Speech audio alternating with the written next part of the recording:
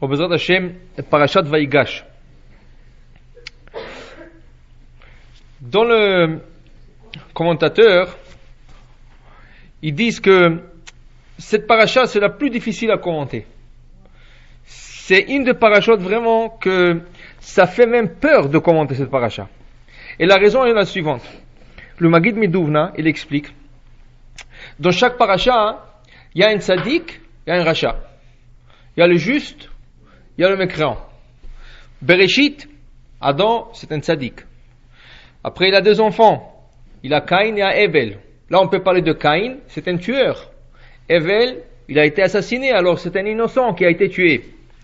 Parachat d'après, Parachat Noach. Noach, la Torah dit, c'est un homme juste, un homme intègre. Mais sa génération, c'est tous des mécréants, c'est tous des méchants. Alors il y a un tzaddik, il y a un rachat. Avraham Avinu, par rapport à sa génération, lui c'est un tzaddik, le reste sont de mécréants. Et on peut aller comme ça, Yitzhak, Ishmaël, Yaakov, Esav, toujours dans une paracha, il y a un tzaddik, il y a un rachat. Arrivant dans notre paracha, on parle que de tzaddikim. On parle de Yosef et ses frères. Et là, il arrive une situation que nous devrons analyser, qui est une de plus difficiles à analyser. Et on va essayer de un peu la traiter ce soir. Alors tout d'abord, avant d'analyser la situation dans notre paracha, rien qu'expliquons que le frère de Yosef, qui sont le 11 tribus, c'est tous de justes. Ils n'ont pas de faille, ils n'ont pas de Chad Shalom, le moindre de défaut. Pour voir cela, nous connaissons un peu l'histoire qui est venue dans les parachutes précédentes. Yosef, un jeune homme de 17 ans, et voilà, il continue, il n'arrête pas d'emmener la médisance à son père à propos de ses frères. Toutes sortes de choses qu'il dit. Mes frères, ils mangent des animaux qui sont vivants sans faire shechita. Mes frères, ils fréquentent certaines femmes que je vois dans le champ quand ils sont en train de paître leurs troupeaux. Alors, mes frères se traitent des esclaves entre eux. Ces trois choses qui emmenaient constamment, et deux autres choses peut-être qu'il disait, jusqu'au point que le frère, ils en avaient assez. Et surtout que Yosef, c'était un homme qui faisait beaucoup de rêves. Et les rêves signifiaient comme quoi que quand il va grandir, ses frères vont venir se prosterner devant lui. Alors ils ne pouvaient plus supporter cela. Et ils ont décidé de prendre les choses en main, et là ils vont le juger. Qu'est-ce qui arrive? Le père, Yaakov, il envoie Yosef, le petit-fils, voir comment vont ses frères, qu'après 3 jours, quand ils étaient dans les montagnes, des fois ils ne retournaient pas 1 jour, 2 jours, 3 jours, et là ça fait 3 jours qu'ils n'avaient pas de nouvelles de ses enfants. Alors il prend Yosef et il dit, Lech Nare'e, va voir comment vont tes frères, et raconte-moi. Yosef, qui était un innocent, et Rachid dit, il savait que ses frères ne l'aiment pas, mais quand même, son père lui dit, va voir. Alors lui, il a pris cette mitzvah sur lui d'aller voir qu'est-ce qui arrive avec ses frères. Et là, quand il arrive dans le champ, là où sont ses frères, et de loin il le voit, et ils vont décider de terminer l'histoire et décider quoi faire avec le frère. Alors au début, ils ont décidé de le tuer. Pourquoi le tuer? La Torah nous dit, Abba l'orgecha ashkem leorgo. Celui qui vient pour te tuer, tu as le droit de te défendre. Et tu n'as pas à attendre qu'il te fait du mal. Tu peux te défendre et le tuer en premier. Alors ils ont décidé, en faisant un jugement rapide, que Yosef, c'est quelqu'un qui vient pour leur tuer. Qui veut dire,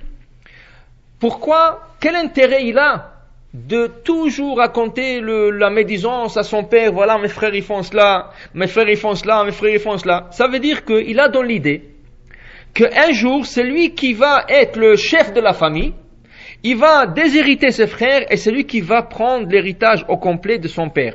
Surtout que Yaakov, il préférait Yosef de tous les frères. Alors il y avait un peu de jalousie. il y avait aussi un peu de crainte du futur. Alors ils ont dit, alors celui-là, tout ce qu'il essaie de faire, c'est de nous mettre de côté et prendre notre place. Or, de mettre de côté les tribus, les shevatim, c'est de leur enlever la possibilité d'hériter l'autre monde. Alors ils ont décidé de le condamner à mort. Donc, le grand frère, Réhouven, intervient. Il dit, peut-être vous avez raison. Vous n'êtes pas des tueurs. Vous n'êtes pas des assassins. Vous avez jugé correctement votre frère, pas de problème. Mais regardez, on ne peut pas tuer un frère. Même s'il mérite peut-être. Peut-être votre jugement est vrai, même s'il mérite. Au lieu de ça, on va le jeter dans un puits et on va réfléchir. La Torah nous dit, ils l'ont jeté dans le puits, mais avant de le jeter, qu'est-ce qu'ils font? Ils lui enlèvent la tunique. Cette tunique qui a causé la jalousie entre eux et lui, parce qu'elle était la même tunique que eux ils avaient, mais elle avait des petites rayures plus que eux ils avaient, de plus. Alors d'abord ils lui ont enlevé la tunique. Après cela, ils les jettent dans le puits et ils s'assoient à manger du pain. Pourquoi la Torah a besoin de donner tous ces détails? Pour que nous sachions que les frères sont des tzadikim à 100%. Pourquoi? Dans la loi juive, c'est écrit, quand un juge, il a deux personnes qui viennent de se faire juger devant lui, un est riche, l'autre est pauvre. Le juge, avant de commencer le jugement, il leur donne le choix. Ou toi, le riche, tu habilles le pauvre avec les mêmes habits que toi tu portes, avec la même costume importante que tu es en train de porter, pour que je ne vois pas une différence entre vous deux, et ça me fait juger favorablement de ton côté parce que tu es riche, ou le riche, tu as le choix de te déshabiller et porter un habit comme ce pauvre. De telle manière, vous serez tous les deux égaux. Ça veut dire que ou les deux se vêtit comme des riches, ou les deux se vêtit comme des pauvres. Pour que le juge n'a pas un préjugé sur un de deux, parce qu'il va voir un riche, il va dire celui-là, il faut que je lui donne du kavod, il faut que je lui donne du respect. Le frère en fait la même chose. Quand Yosef est arrivé, la première chose de faire, c'est d'enlever la tunique. Pourquoi enlever la tunique? Pour qu'on ne dise pas qu'ils sont en train de juger Yosef à cause de la jalousie. C'est pas la question de la jalousie, c'est pas la question de la tunique. C'est des autres problèmes qu'il y avait, parce qu'ils parlaient de la médisance et ils voulaient prendre leur place. C'est tout, mais c'est pas à cause d'une jalousie qu'on est en train de les juger. Alors, ils ont enlevé la tunique pour que le jugement soit vrai. En plus de ça, il est écrit dans le Talmud que le juge qui s'assoit dans un jugement où la question est la vie ou la mort, ça veut dire il faut condamner quelqu'un à la vie ou à la mort, les juges n'ont pas le droit de manger depuis le matin jusqu'à la fin du jugement. Ils doivent être à jeun. Alors comment ça se fait qu'ils s'assoient à manger maintenant? Parce que ils ont décidé de ne pas le tuer. Si la Torah nous dit et ils l'ont jeté dans le puits, c'est parce que Réhouven il a dit on ne peut pas les tuer. Alors ils ont dit dans ce cas qu'on est arrivé à la conclusion et à la décision de ne pas le tuer, nous avons le droit de manger. Ils l'ont jeté dans le puits, ils sont assis à manger du pain. Ça veut dire que tout se passe selon les règles et les lois de la Torah. Très bien. Maintenant, il y aura de caravanes qui vont passer par là-bas et Yosef va être vendu en Égypte. Maintenant, regardez, la semaine dernière, on a lu dans la paracha, quand Yosef, il a vu ses frères, il le traite d'espions. Après, quand il leur donne la chance de retourner chez eux et emmener le petit frère, qu'est-ce qu'il fait? Ils prennent leur argent, le sac d'argent que chacun des frères a apporté, et avec lequel ils ont acheté une récolte de lui. Il a demandé à celui qui est en charge de la vente, il lui dit, tu le remplis le sac avec du blé, mais je veux que tu rendes l'argent dans les sacs. Et c'est une fois retournés à la maison qu'ils ont réalisé que leur argent leur a été retourné. Quand il retourne avec Binyamin, une deuxième fois, il dit à la responsable de sa maison, il lui dit, écoute, tu vas retourner l'argent, et en plus, tu vas en prendre ma coupe dans laquelle je bois, et tu vas la mettre dans le sac de Binyamin. Il leur dit rien, ils mangent avec lui, ils boivent avec lui, tout est correct, tout est bien. Le lendemain, ils sont envoyés chez eux, bonjour, bonjour, c'est merci, merci, vous pouvez partir. Ils partent, ils n'ont même pas eu la chance de sortir de la ville 1 kilomètre. Et Yosef tout de suite, il dit à ses soldats, vous courez après eux, et vous leur dites, comment ça se fait qu'on vous a fait confiance? Vous avez mangé sur la table du roi, que personne n'a le droit d'y accéder et d'avoir ce privilège. On vous a donné ce privilège et vous avez volé la coupe du roi. Il dit, jamais de la vie. Si vous trouvez quelqu'un qui a la coupe, il va être tué. On va le tuer. Alors ils ont fait semblant qu'ils ne savaient pas. Ils ont commencé à chercher chez les grands, Réhouven, Shimon, Lévi, Yehuda, chez tous les frères, jusqu'à arriver chez Benjamin. Et c'est à la fin qu'ils ont trouvé la coupe. Ils savaient que c'est chez Benjamin, mais pour ne pas donner le doute aux frères qui savaient où la coupe, ils ont commencé depuis les plus grands jusqu'aux plus petits. Maintenant, et qu'est-ce qu'ils font? Ils ont dit oui, vous avez raison. Dans ce cas, on retourne en Égypte tous. Pas lui seul, pas rien que le voleur. Tous on retourne en Égypte. Parce que nous savons que tout ça, ça doit être à cause de la vente de Yosef, que nous regrettons maintenant. Très bien. Le commentateur pose une question. Les frères étaient tellement forts que même Yosef, il avait peur d'eux. Yehuda seul pouvait tuer toute l'Égypte. Il était tellement fort, seul il pouvait tuer toute l'Égypte. Dans ce cas, qu'est-ce qu'ils ont peur? Alors, il y avait quelques soldats, ils pouvaient leur battre et leur dire, écoutez, tout ça c'est des histoires. On n'a même pas volé la coupe. On est sûr que Binyamin n'a pas pris la coupe. On peut témoigner sur Binyamin. Alors on n'a pas à craindre. On peut vous faire la guerre si on veut. Mais non, ils sont tellement gentils, ils retournent en ville et ils se rendent entre le maître de Yosef et ils disent, nous sommes tous coupables. Pas rien que lui, nous sommes tous coupables. Et pourquoi ils font ça? Parce qu'ils sont tellement justes et droits que tant que le jugement n'est pas acquitté, ils n'utilisent pas la force. Ils vont aller jusqu'au bout. Ils vont trouver quelle est la raison que la coupe a été trouvée dans le sac de Benjamin. Mais c'est pas normal. Mais nous allons pas utiliser la force. Même si nous savons que nous avons raison à 100%, nous allons aller jusqu'au bout, trouver la justice. Alors ils sont justes. Ils cherchent jusqu'à fond savoir la vérité. En plus de ça, depuis que Yosef a été vendu, ils ont fait un éder, un vœu, de ne plus toucher le vin. Ils ne boivent plus le vin. Comme le nazir, l'ascète. Un homme ascète, c'est un homme qui décide de ne plus boire du vin 30 jours. Mais eux, c'est plus que 30 jours. Ils ont dit, depuis qu'on l'a vendu, 22 ans, ils n'ont pas touché du vin. Donc, pour vous dire, cette préface, pourquoi faire? Pour vous dire que c'est pas n'importe lequel. C'est des Shevatim, c'est les tribus, Shifteya et tout Israël. C'est eux qui vont bâtir tout le peuple d'Israël. Alors quand on parle d'eux, il faut faire très attention à calculer ces mots. Comment on présente l'histoire de la Torah. Pour que Chas v'Shalom, on n'a même pas le petit doute qu'ils sont deux hommes qui ont une faille ou qu'ils ont une faute. Chas v'Shalom. Alors on va essayer d'emmener ce que les commentateurs disent, sans ajouter ou soustraire.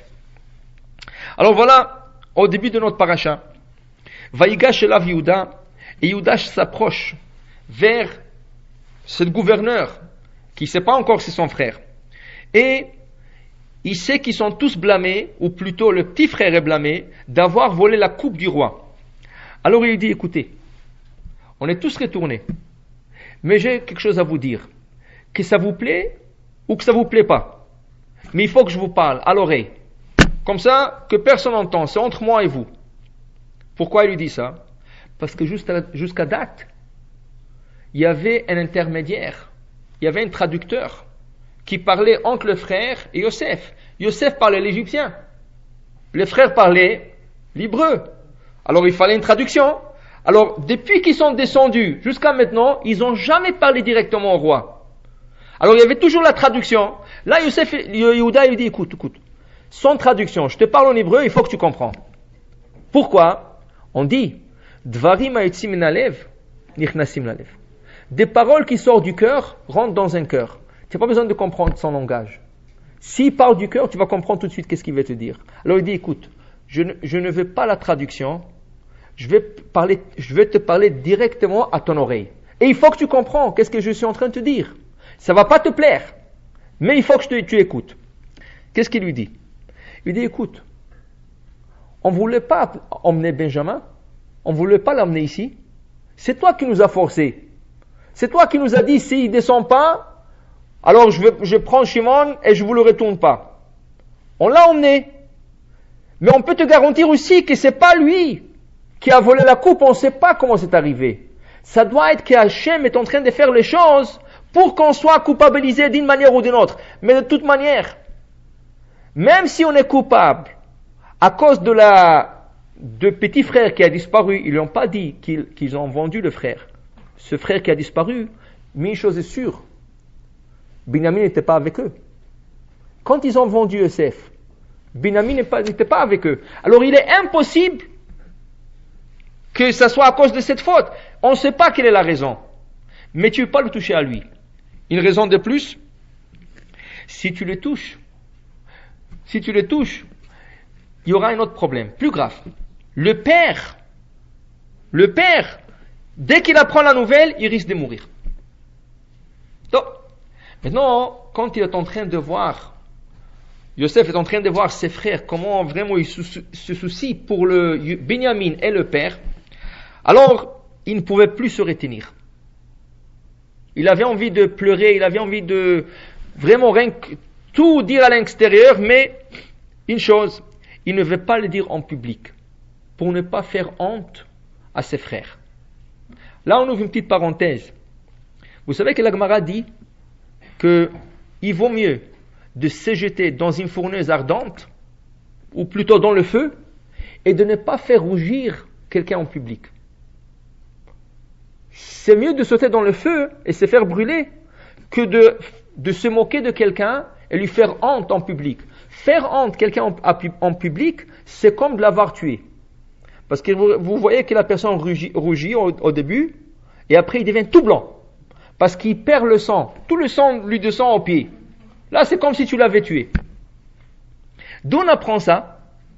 Pas de Yosef. Normalement, on pouvait l'apprendre d'ici. Yosef, qui voulait réprimander ses frères, il aurait dû dire, devant tous les Égyptiens, devant toute l'assistance, de quoi vous souciez? Vous m'avez vendu à moi. Vous m'avez tué à moi. Vous avez tué peut-être votre père en le faisant.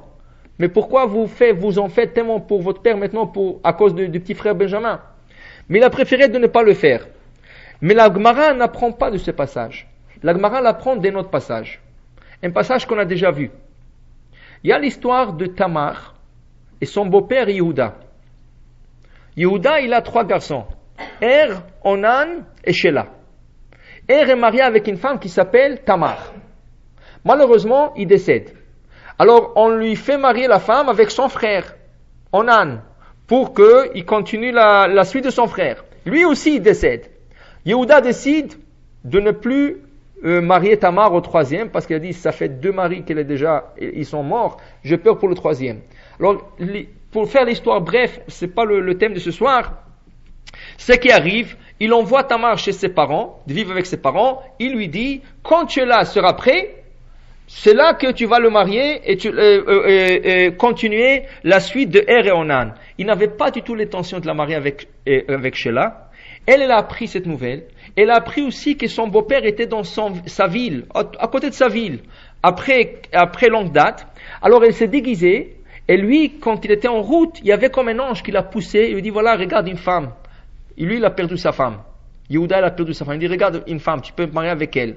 Elle, comme il était en route, il n'avait pas de l'argent sur lui, alors il a dit à la femme, est-ce que tu peux me marier? Et on a expliqué dans un des cours que le mariage avant, on n'avait pas besoin de témoins, comme aujourd'hui.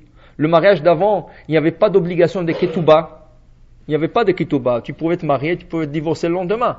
Et tu pouvais même te marier avec une femme pour quelques nuits seulement. Alors il a pris cette femme, et, oui, vous rigolez, hein? Mais tout ça a changé. Il a pris cette femme, qui était en route, et voilà, elle tombe enceinte, et le lendemain, elle avait un foulard qui lui a couvert le visage, elle enlève le foulard, elle retourne chez elle, et lui, il n'arrive pas à la trouver. Il n'arrive pas à trouver cette femme. Ce qui arrive, 3 mois plus tard, on vient annoncer à Yehuda que sa belle-fille est enceinte. C'est pas possible parce que elle n'est pas mariée. Ça veut dire qu'elle a été avec un homme. Ceci est considéré comme la débauche. Il a convoqué dans le tribunal, ils l'ont condamné à mort. C'était quoi la mort, la peine de mort qui a été décrétée sur cette femme? De la jeter dans le feu. Parce que c'était une fille d'un Cohen. Elle, c'était la petite fille de Shem. Shem, le fils de Noach. Et la Torah dit, une femme d'un Cohen qui trompe son mari, sa punition, c'est de rentrer, on la brûle dans le feu. Comme c'était la famille Cohen, et c'était d'un arbre de Cohen, alors dans ce cas, ils ont décidé de la brûler. Elle était enceinte des jumeaux. Alors maintenant, elle ne savait pas, qu'est-ce que je fais? Est-ce que je dis à tout le monde, c'est Yehuda? C'est lui qui l'a condamné. C'est lui qui a donné l'ordre de la brûler. Alors elle ne voulait pas lui faire honte. Qu'est-ce qu'elle a fait? Elle a dit, écoutez, il y a quelqu'un qui m'a donné un gage. Parce que comme il n'y avait pas de l'argent, il lui a dit, bon, qu'est-ce que tu vas me donner comme signe de mariage? Donne-moi un gage, jusqu'à ce que tu me donnes. Il voulait lui envoyer une brebis de son troupeau. Il dit, donne-moi un gage. C'est quoi le gage qu'il a pris? Son bâton, sa bague, avec un seau, sur la bague il y avait un seau, et sa cape. Il avait un cape, comme un talit. Il dit, donne-moi ces trois choses, et quand tu envoies le mouton, la brebis, je te rends. Entre-temps, elle a disparu. Mais il a gardé ces trois choses. Quand ils l'ont condamné à mort, le jour elle allait se faire brûler, elle a dit je décide de ne pas le dire.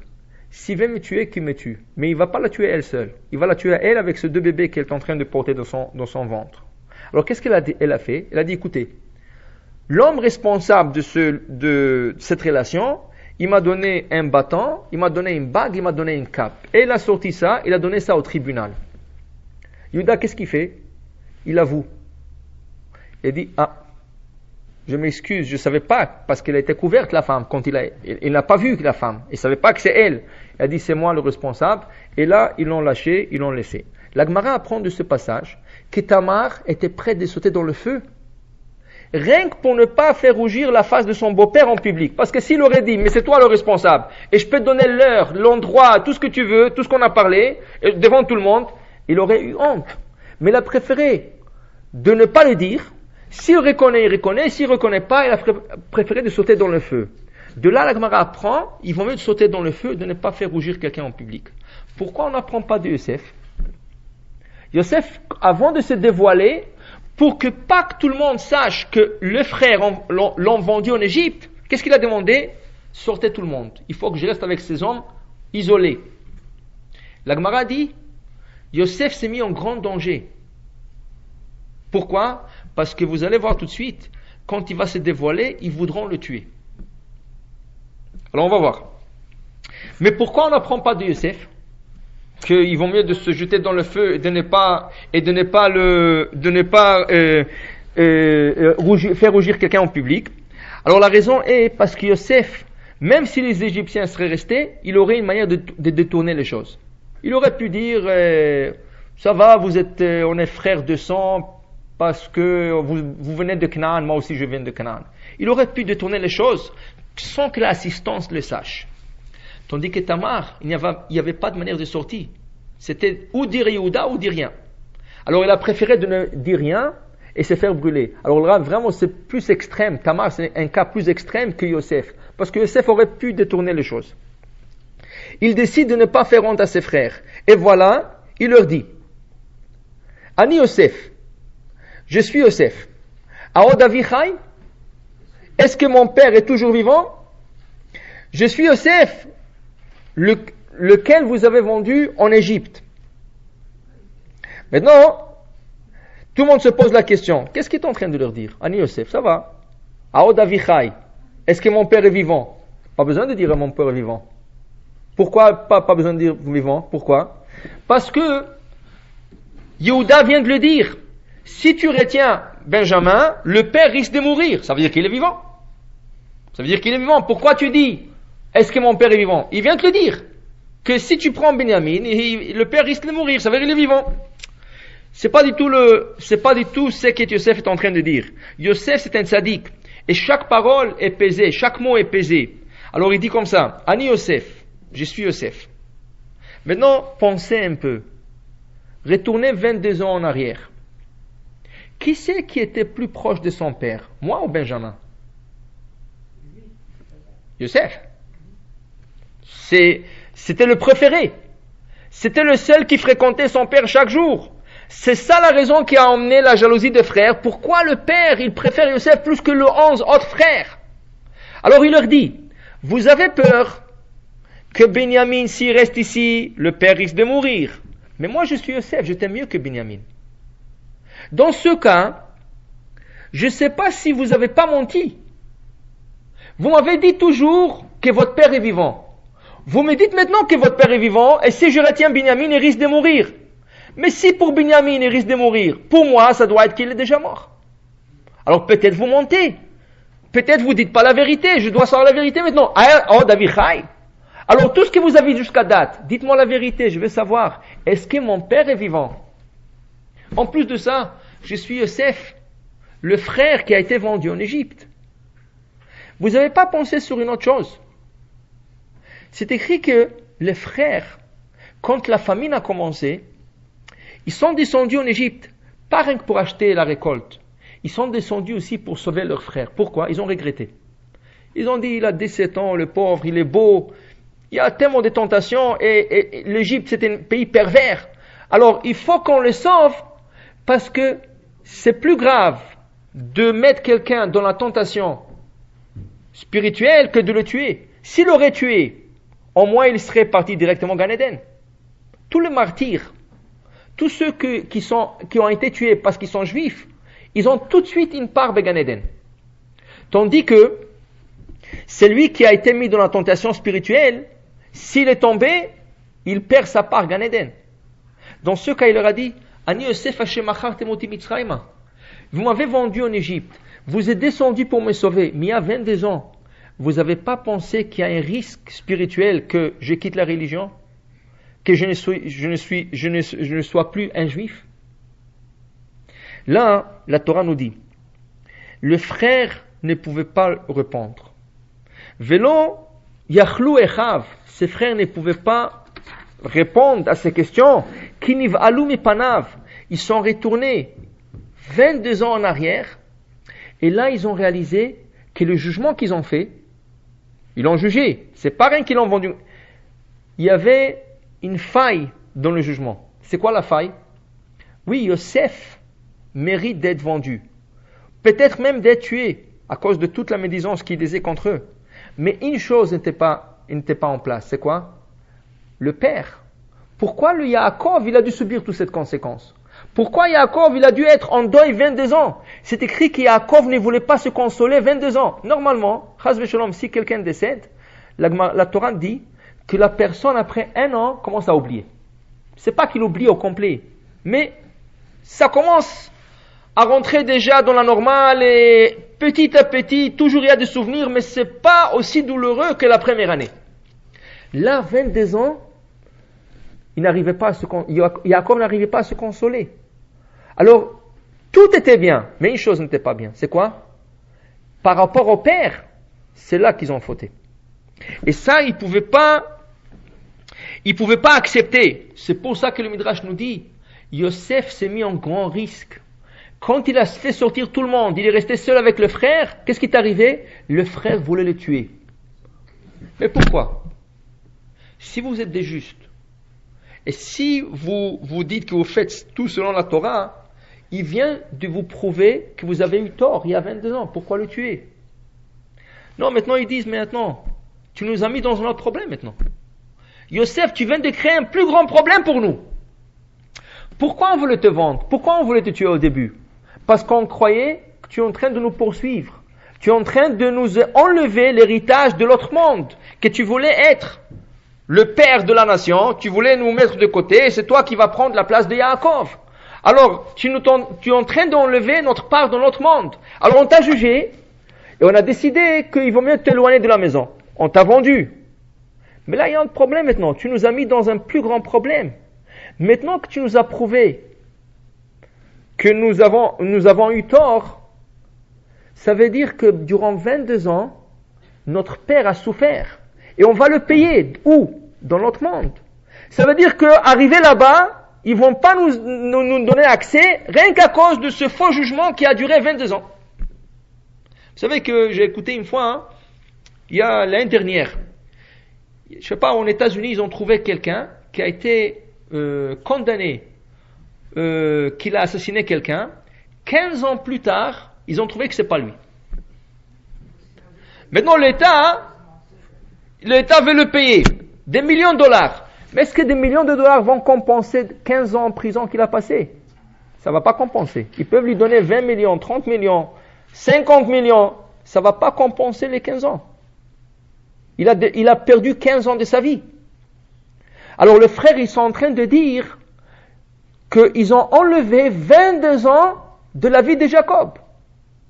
Et sur ça, il n'y a plus de réparation. Qu'est-ce qu'ils vont faire? Ça veut dire qu'ils vont le payer dans l'autre monde. Peut-être qu'ils n'ont plus part à l'autre monde. Alors ils veulent le tuer. Pourquoi? Parce que maintenant on comprend encore. Tu es en train de nous poursuivre. Au début on croyait que tu nous poursuis, mais là c'est sûr que tu nous poursuis. Et là ils voulaient le tuer. Par instinct, ils voulaient le tuer. Le Midrash dit, il y avait des anges qui sont descendus, ils ont repoussé les frères pour qu'ils ne touchent pas Yosef. Pour vous dire que le Shevatim, c'est incroyable. Incroyable. Comment ils ont fait le jugement. Mais, une chose qu'ils disent tous les commentateurs, surtout dans les livres kabbalistiques, le Zohar, des autres livres qui parlent un peu de Kabbale, ça veut dire approfondissement des textes selon la Kabbale. Toute cette histoire de Yosef, c'est pas rien que Yosef et ses frères. L'histoire de Yosef et ses frères, c'est l'histoire de chaque personne, chacun d'entre nous.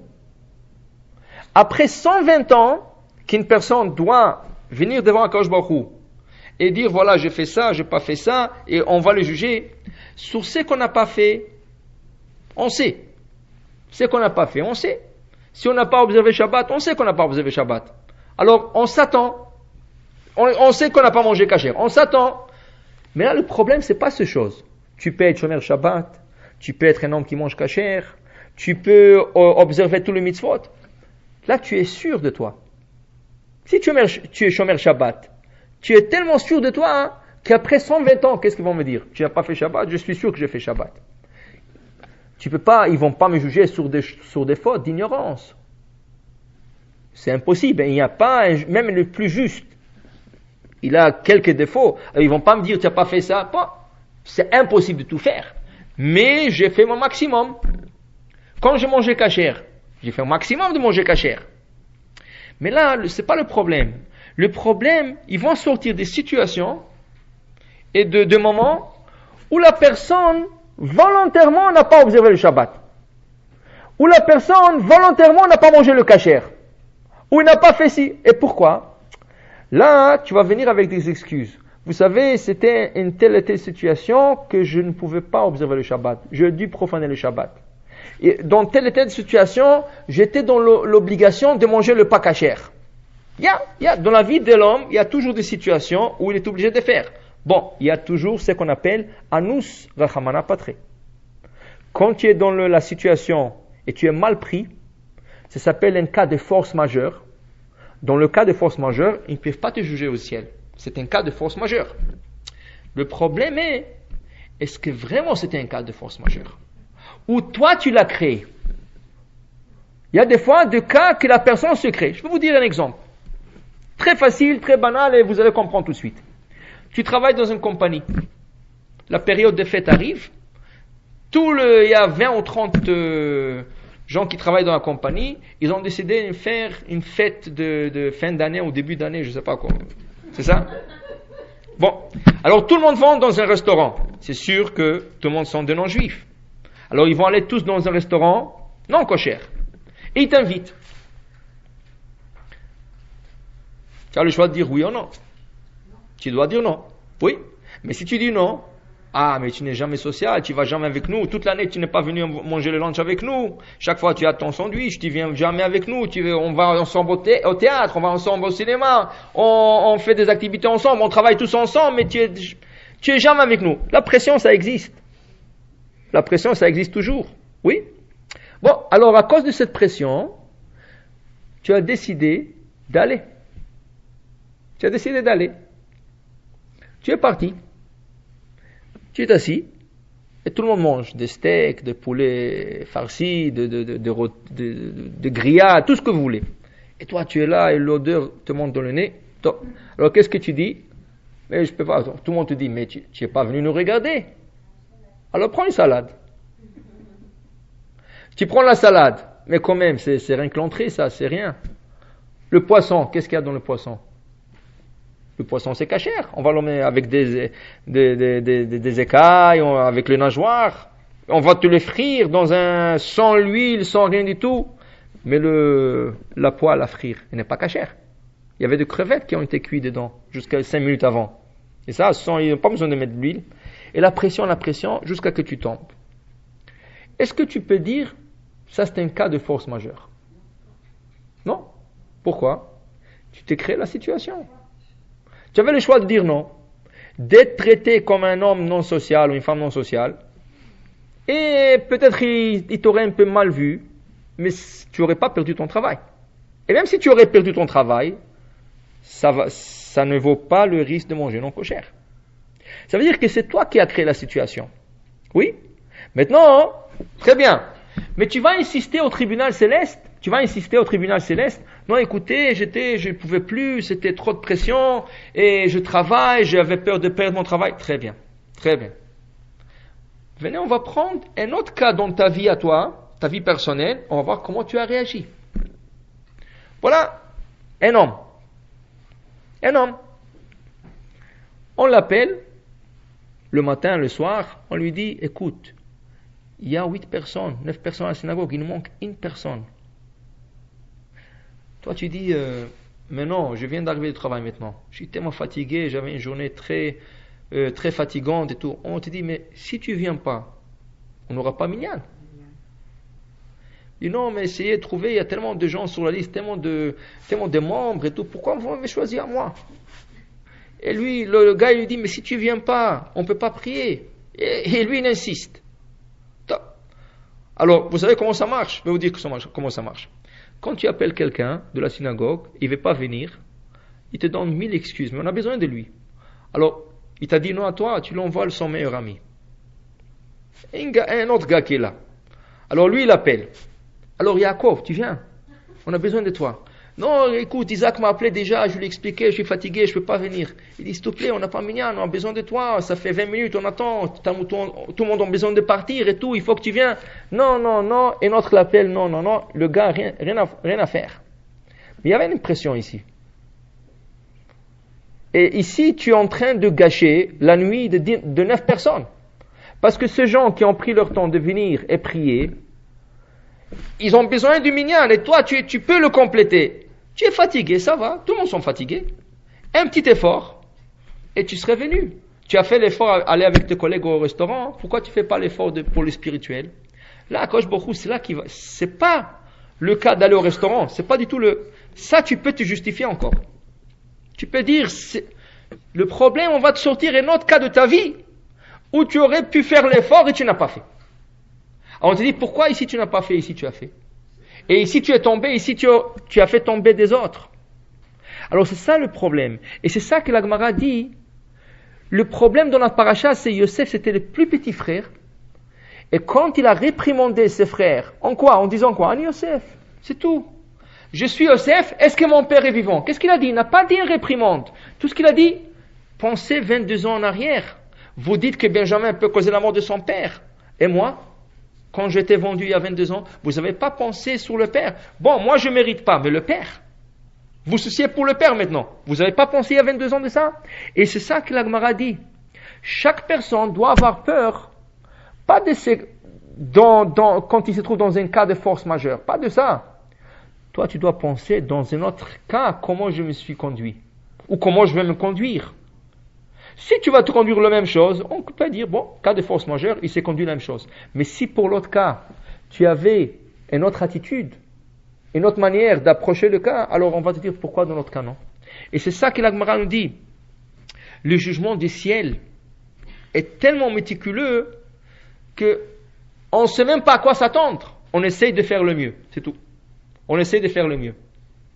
Regardez, il y a un livre qui s'appelle Beddin Shel Ma'ala, le tribunal céleste.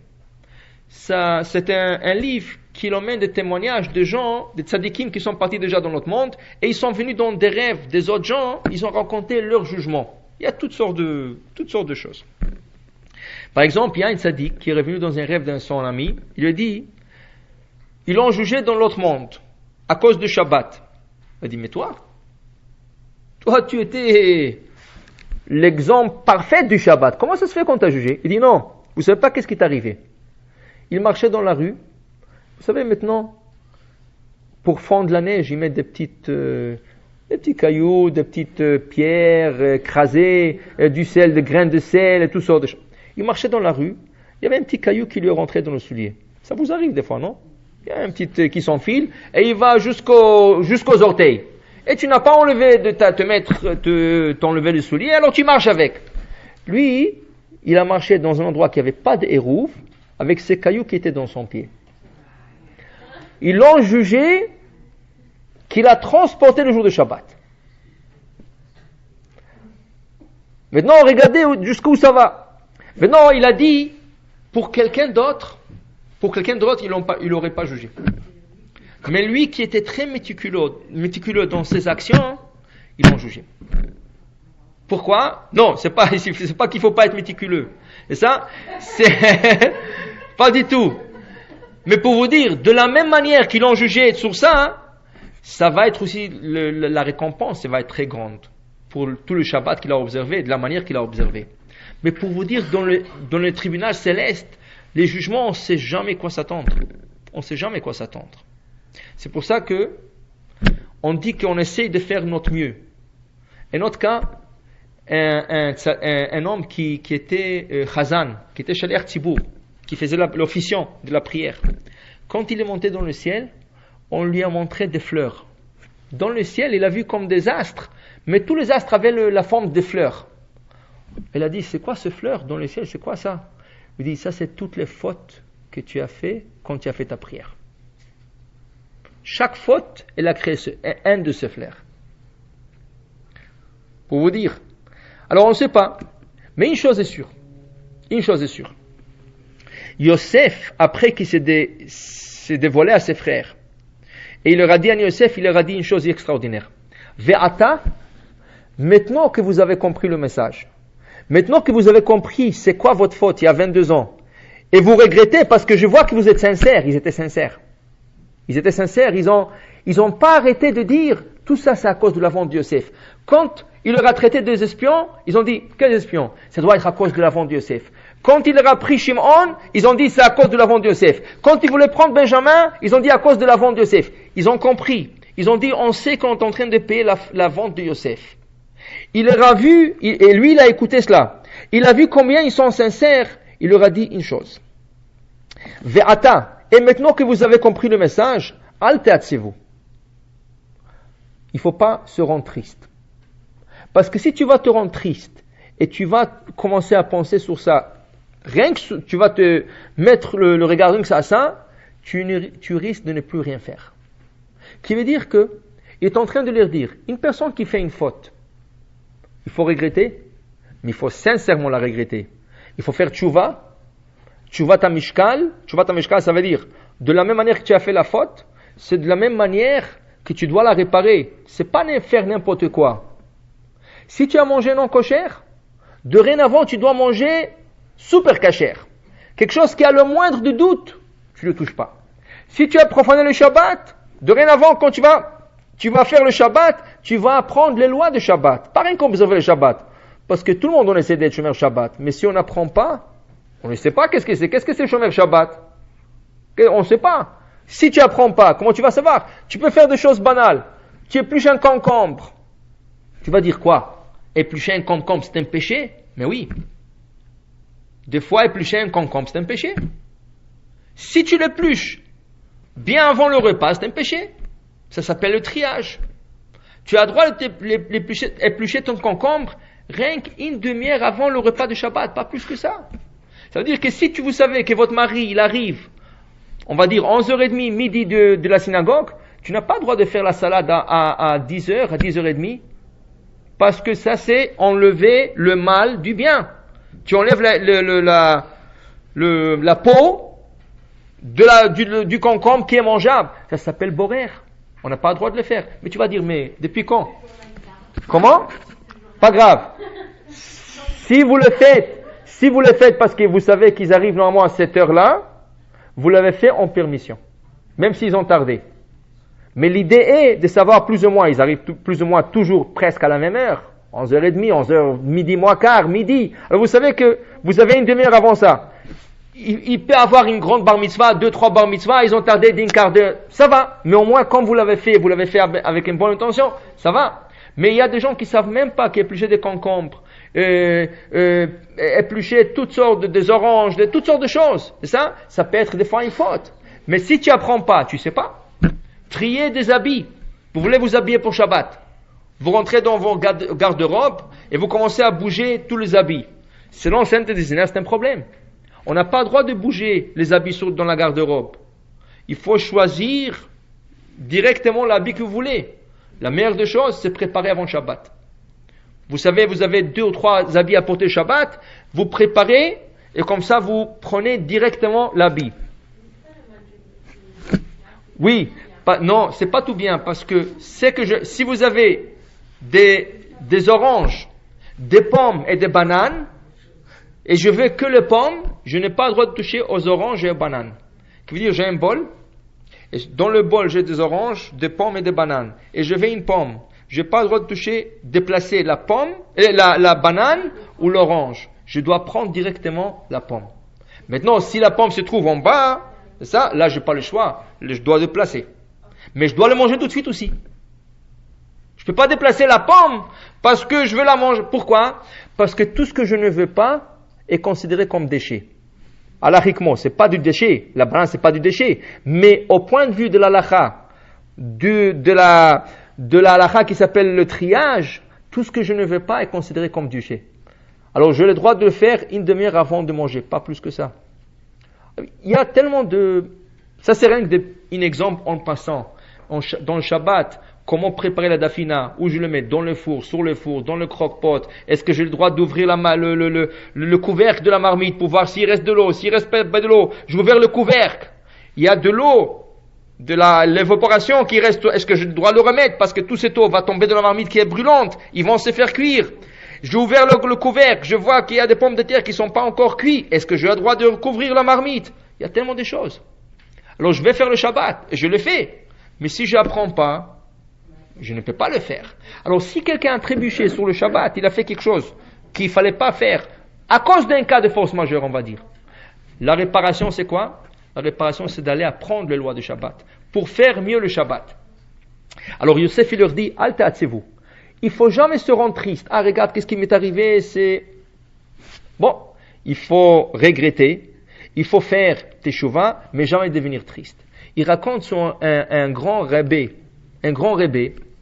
que chaque année, dans le mois de Elul, qui est le mois avant Rosh Hashanah, il envoyait ces téphilim pour leur faire vérifier. Et il avait déjà 80 ans. Des années, il a envoyé ces téphilim. Et chaque fois, c'est revenu kasher. À l'âge de 80 ans, comme tous les années, il a envoyé ces téphilim à leur faire vérifier. Le sofer, le scribe, il a trouvé une faute dans le téphilim. Mais cette faute, c'est pas une faute qui vient de se créer. Parce qu'il y a des fautes qui se créent. Par exemple, si vous laissez vos téphilim dans la voiture, pas du tout conseillé. Pourquoi? Il fait chaud. Et dans une voiture, il fait beaucoup plus chaud. Ce qui fait, ça fend l'encre dans le boîtier. Alors, tout le lettre commence à se fondre. Alors, au lieu d'avoir 2 mots, tu as de l'encre. Il y a des mots qui s'effacent au complet. Il fait très froid. Dans la voiture, il fait plus froid parce que tu sors, il n'y a pas de chauffage dans la voiture. Qu'est-ce qui arrive? Le froid rétrécit l'encre et ça fait sauter l'encre du parchemin. Alors là, il y a tout un mot qui manque. Ça, c'est des fautes qui s'accumulent avec le temps. C'est pour ça qu'on ne peut pas garder le téphilim dans un endroit qui est très chaud ou très froid. Maintenant, La faute qu'ils ont trouvée dans le parchemin de ce rabbin, hein, c'était une faute qui existait depuis l'écriture.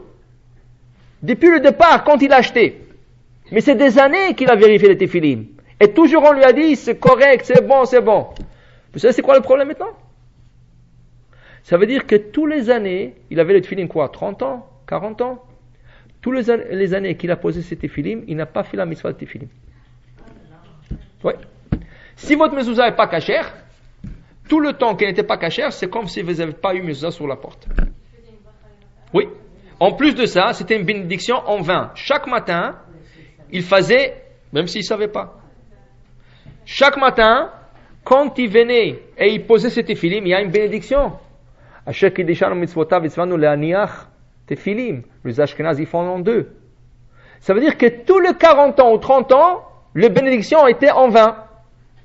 Mais s'il a fait son devoir de venir à vérifier. Oui, je vais vous expliquer quelque chose. Vous allez acheter un matelas qui n'est pas bon.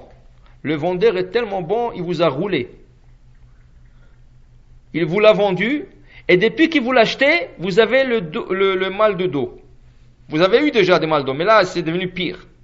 Est-ce que vous allez dire, mais c'est sa faute à lui? Non, parce que c'est vous que vous souffrez avec le mal de dos. La même chose. On ne peut jamais dire, moi je les envoie à vérifier, ça reste ton problème. C'est sûr.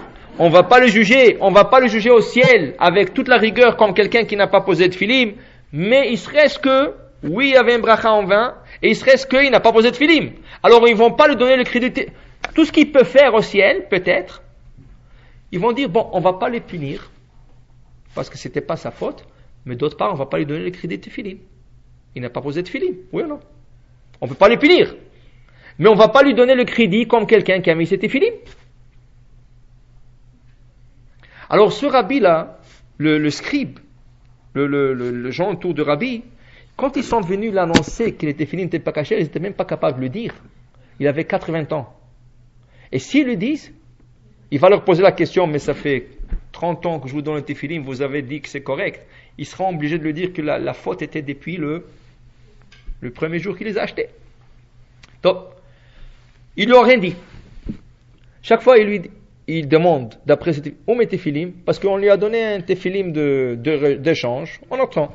Chaque fois, il leur demande, mais ça fait une semaine déjà, normalement je reçois mes téfilim, où une semaine? Non, écoutez, il avait pas le scribe n'avait pas le temps, 2 semaines. Où mes téfilim? Écoutez, là il a compris qu'il y a quelque chose qui ne va pas. Alors il a appelé le chamash, il dit, viens. Où mes téfilim? Il dit, écoutez, il y a le problème. Il dit, quel est le problème? Quel est le problème?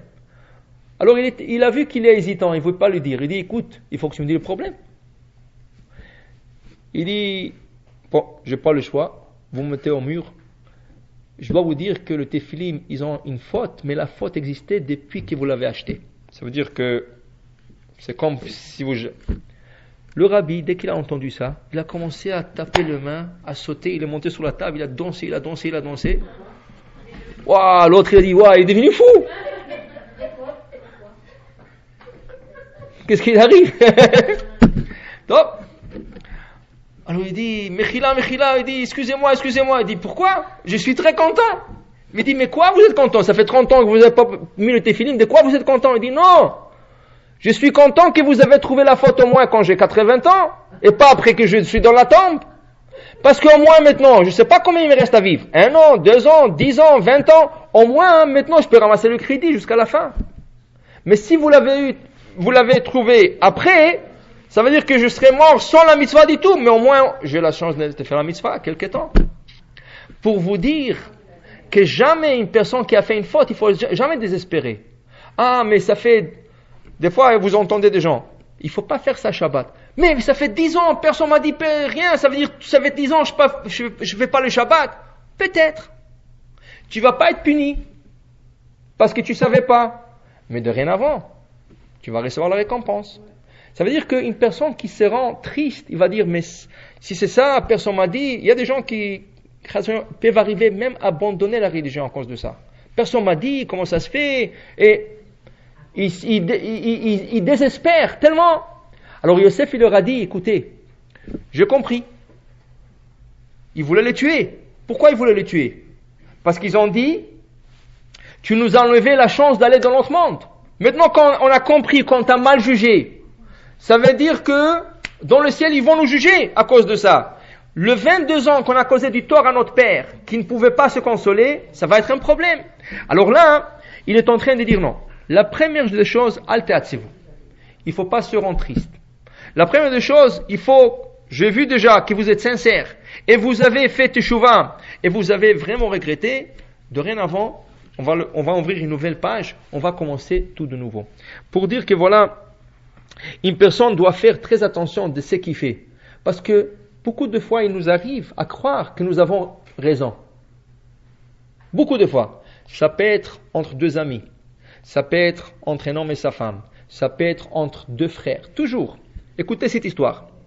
Une fille israélienne, 17 ans, elle doit aller aux États-Unis. Elle va à l'aéroport Ben Gurion. Elle rentre, elle a son billet, elle a son passeport, elle passe. Elle doit attendre 45 minutes avant le décollage de l'avion. Alors elle n'a rien à faire. Elle dit tiens, j'ai un peu faim. Elle est partie acheter un paquet de chips dans un de magasins. Elle va, elle achète, elle retourne et s'assoit dans une rangée. Il y a une petite table au milieu. Elle tourne en arrière, elle met son sac, elle arrange ses choses, elle enlève son manteau, elle se met confortable. Et là, elle voit son paquet de chips, elle prend un chips. Il y a quelqu'un en face d'elle, un homme. Il tourne le sachet, il prend un chips.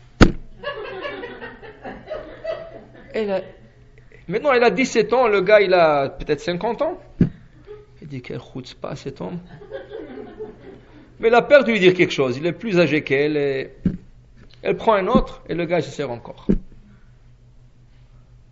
Elle dit qu'est-ce que c'est ça? Comment? Elle savait même pas comment agir. Elle prend, lui, elle prend. Après, il reste 2 ou 3. Et le gars, il tourne le sachet, il la laisse à elle. Elle était tellement frustrée, elle savait pas quoi faire. Elle savait même pas comment agir dans la situation. Là, ils annoncent l'embarquement. Elle est contente, rien que elle veut même pas le voir cet homme. Elle court, elle va s'asseoir, elle prend son sac, elle lève le compartiment au-dessous de la tête, elle met son sac, elle met son manteau, il y a son sac qui est ouvert. Alors, elle n'a pas fait attention, il y a quelque chose qui tombe du sac. Qu'est-ce qui tombe? Un paquet de chips fermé. Maintenant, elle commence à regarder en arrière et commence à réfléchir. Mais attends, comme je me suis assis, comment ça se fait que le paquet était ouvert? Moi, je n'ai pas ouvert le paquet. Et mon paquet vient de tomber, ça veut dire qu'il était toujours dans le sac. Alors à qui appartenait le paquet? Au monsieur. Ça veut dire que le monsieur, il avait son paquet de chips sur la table, en train de manger. C'était la chutzpah qui est venue lui prendre le chips. Elle pense que lui, c'est un chutzpan. C'est ça? Et lui, il était tellement gentil, il n'a rien dit. Elle pensait c'est elle la gentille, il n'a rien lui dire. Et là, à la fin, non seulement qu'il lui a rien dit, il a même donné le restant de 3 ou 4 chips qui restaient dans le sac. Et ça, c'est une vraie histoire qui s'est passée. Une vraie histoire. C'est sûr qu'ils étaient cachés. Comment? C'est ça. C'est le même chips qu'elle a acheté elle. Le même chips. Pour vous dire, des fois, on est tellement sûr de nous, on est sûr qu'on a raison. 100%. Et après, peut-être 5 minutes, peut-être 1 heure, peut-être 1 mois, peut-être 1 an, peut-être 22 ans, on réalise qu'on avait tort. Mais on était tellement sûr qu'on en voulait l'autre personne. On dit comment il peut faire? Et voilà. Ça c'est une histoire. Une autre histoire, et elle, je crois, est un peu plus touchante que j'ai vue ce soir. Ça c'est une histoire que celui qui la raconte, c'est un homme qui travaille dans un bureau d'investigation. Qu'est-ce qui arrive? Un jour, il reçoit une lettre. Il reçoit une lettre. Dans la lettre, c'est écrit, écoutez, je suis marié. Ça fait déjà 16 ans, on est marié. Ou 15 ans, pardon. 15 ans, on est marié. Bon, Hachem, tout allait bien. On est un bon couple. J'aime ma femme. ma femme même, on avait une vie normale, mais ça fait quelques mois, ma femme me laisse pas tranquille et on a un grand problème à la maison. Si vous arrangez ce problème, je vous paierai tout prix. Ça vaut tout prix pour moi. Le problème, sa femme et lui, elle, c'est son deuxième mariage. Elle avait déjà un mari, il est décédé. Pour elle, c'est un deuxième mariage. Lui, c'est son premier mariage. Cette femme-là, elle avait une fille. Et cette fille, la mère, avant de se marier, elle l'a donnée dans une maison d'orpheline.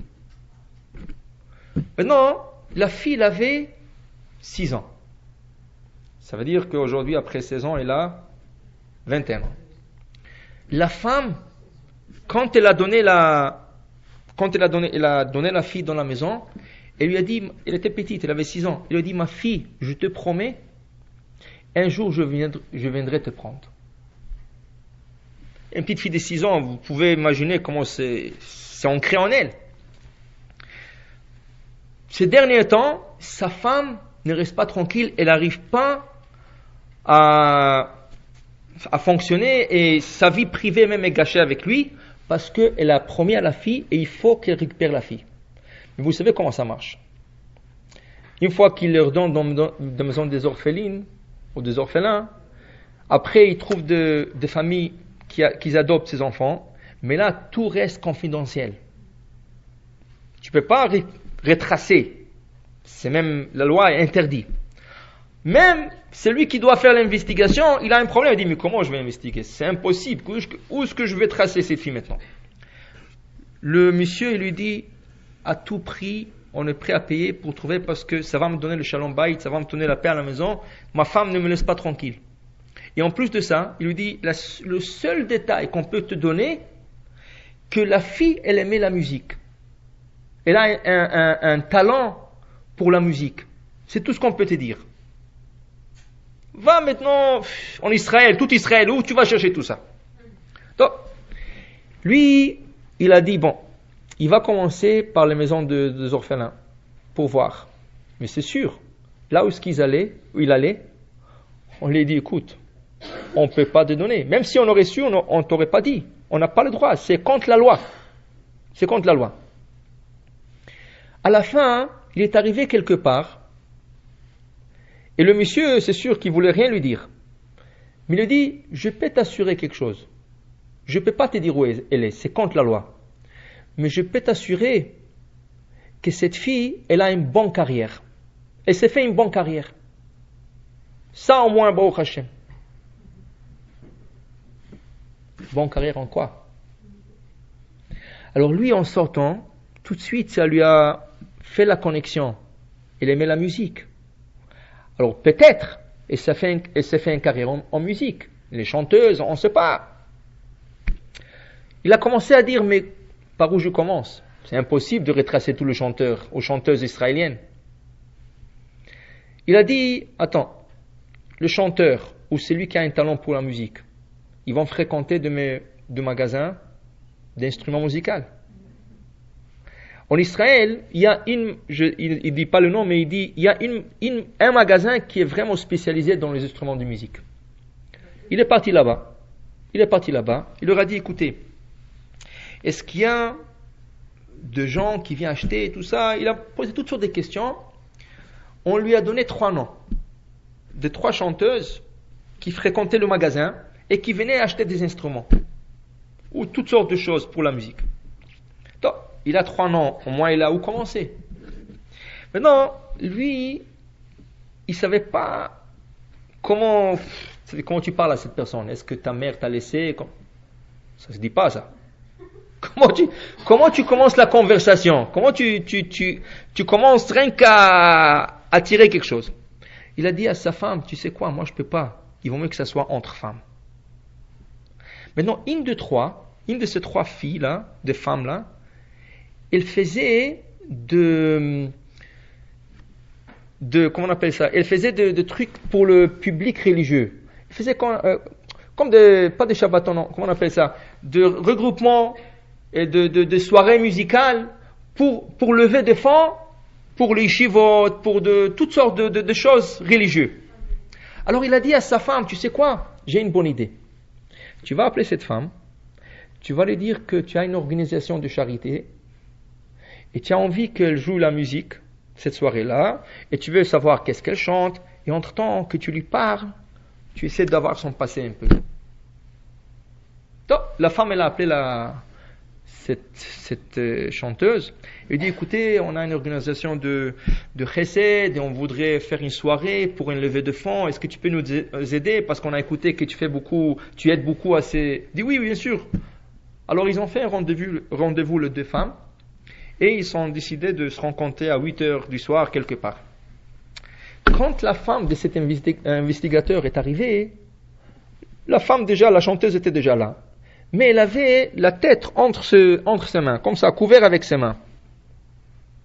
Alors, elle pensait peut-être qu'elle avait une journée dure, elle est fatiguée, alors elle est venue et lui a dit bonsoir. On le supposait de...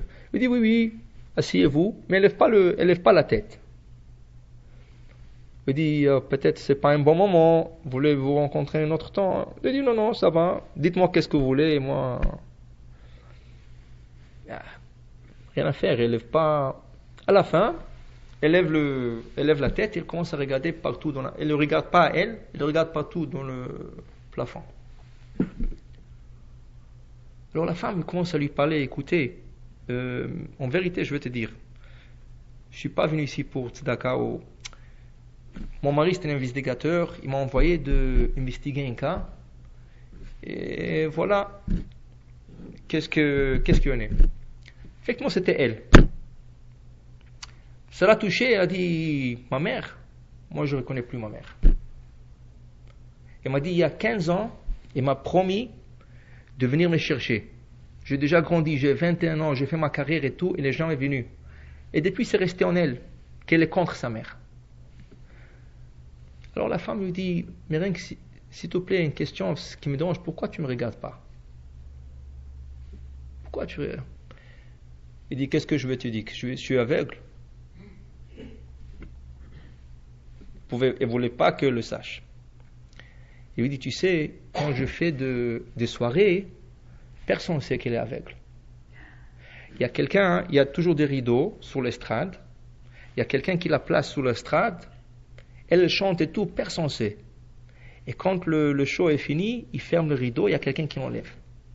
Mais personne ne savait qu'elle est aveugle. Il dit, oh, bon, tu m'as posé la question, je te l'ai dit. Alors il a supplié, il dit, est-ce que tu peux rencontrer ta mère? Il dit, non, je ne veux pas la voir. Là, ils sont quittés, ils ont appelé le soir, elle, son mari, s'il te plaît, rien que dis-lui bonjour. Rien que dis-lui bonjour. Donc, il était d'accord de dire bonjour à sa mère. Ils se font un rendez-vous. Ils emmènent la fille et la mère arrive avec son mari. La mère est assise et la fille arrive. Quand la fille est arrivée, la mère dit à sa fille, est-ce que tu peux te rapprocher s'il te plaît un peu? Elle s'approche. Et là la mère, elle prend ses mains, elle touche la tête, elle touche le nez, les oreilles. Elle dit, oui, c'est toi ma fille. Elle dit, qu'est-ce que ça veut dire ça? Toi aussi? La mère était aveugle aussi. Mais la fille ne savait pas. Maintenant, il dit, tu comprends pourquoi je t'ai laissé? Parce que je ne pouvais pas t'élever. Or, la fille, elle en voulait sa mère, qui était dans la même situation qu'elle. Mais 15 ans, ça a duré, au point qu'elle a haï sa mère. Elle ne pouvait pas prendre sa mère. Mais sa mère, elle voulait son bien. Et au contraire, elle est devenue chanteuse, elle faisait de choses pour le public, mais c'était pour son bien. Pour dire à Shalom, des fois dans la vie, on a des situations, on est sûr à 100% qu'on a raison. Mais seul, comme on dit, seul Hachem sait. Alors, même dans une situation que vous sentez que vous avez raison, toujours il faut avoir le petit doute. Peut-être, il faut se remettre en question, et c'est la seule manière qu'on dit, ne juge jamais ton ami à moins que tu sois à sa place. Et pour dire que, voilà, les frères de Yosef, 22 ans plus tard, ça a pris pour réaliser. Mais, voilà, À la fin, tout s'est arrangé. Pour dire que dans la vie, tout s'arrange. Des fois, on a des moments qu'on est frustré contre des gens, ça peut être un ami, sa femme, son mari, son frère, son père, n'importe qui. Mais il faut savoir, il faut toujours se remettre en question. Est-ce que j'ai raison? Et si on pense de telle manière, à quoi je vous donnera à la fin aussi raison. Bon, je termine ici.